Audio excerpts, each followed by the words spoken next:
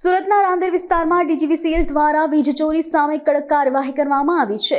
GUVNL અને DGVCL વિજિલન્સની 96 ટીમોએ રાંદેર શહેર 1 અને 2 પેટા વિભાગીય કચેરી હેઠળના વિસ્તારોમાં વહેલી સવારથી ચેકિંગ હાથ ધર્યું હતું.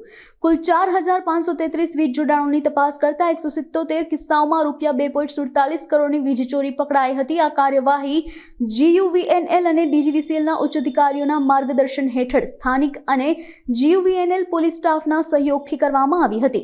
તપાસમાં સામે આવ્યું કે વીજ ચોરી કરનારાઓ મીટરના સીલ કાપીને આંતરિક વાયરિંગમાં ચેડા કરીને અથવા મેઇન સર્વિસમાં ટેપ કરીને ડાયરેક્ટ વીજ ચોરી કરતા હતા.